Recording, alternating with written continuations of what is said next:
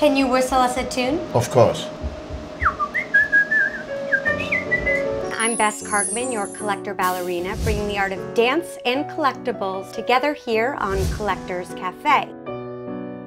Many modern dancers are handicapped because they have a very limited vocabulary. They don't have that same physical evolution that a ballet dancer has. Our guest today is ballet instructor and artistic director Stefan Wenta. He choreographed dances for movies such as Logan's Run, Fantastic Voyage, and Reds. He's a former professor at Cal Arts, UCLA, and at the age of 86, he is still teaching here in Los Angeles. Stefan Wenta, thank you for joining us. Hello. Talk to us about how you began taking ballet lessons. I was born in Danzig. I would go to nightclubs to dance. There was this couple of cabaret dancers in beautiful costumes. I thought this is something that I would love to do. My sense of perfectionism made me decide I will be the best. 3.5 years later, I was principal dancer of the Warsaw Opera. When did you come to the United States? 1962. Then I took over the direction of the Los Angeles Ballet. I've been told that you can be intimidating when you teach your classes.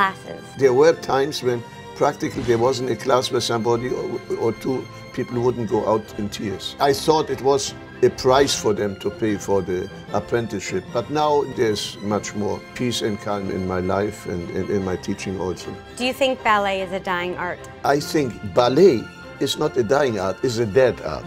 The way it was taught 300 years ago and is still taught is to me an absolute aberration. I teach classical dance. I prefer that term to ballet. Can you tell us a little bit about a collection that you have?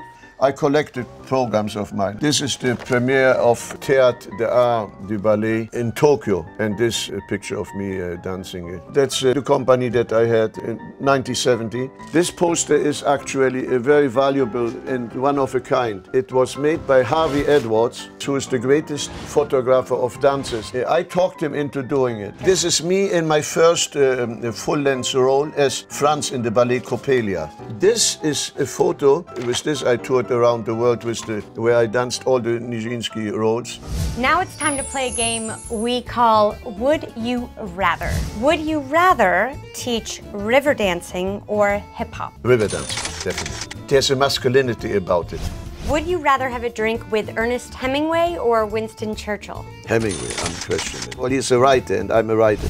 Would you rather teach ballet to someone who's been dancing ballet for 30 years or someone who has only trained for 4 minutes? I'm equally interested because generally in that person that comes at the beginning there is a degree of enthusiasm that you find no longer in a person that has studied 30 years. Would you rather attend a ballet at American Ballet Theater with the Pope or President Obama? With the Pope. Would you rather choreograph a piece for Misty Copeland or Sylvie Gilliam? Sylvie Gilliam. She showed a remarkable degree of, intelligence. Would you rather grab coffee with Isadora Duncan or Mark Bro? Isadora Duncan. She played historically one of the most important roles, in the evolution of art for its time. What is next for you? The next most important is the book that comes out. I'm working right now. The title of the book is called The Price of Beauty. Thank you so much for being here and talking about your collectibles with us. I'm Bess Kargman, your collector ballerina, and that wraps it up for this edition of Collectors Cafe.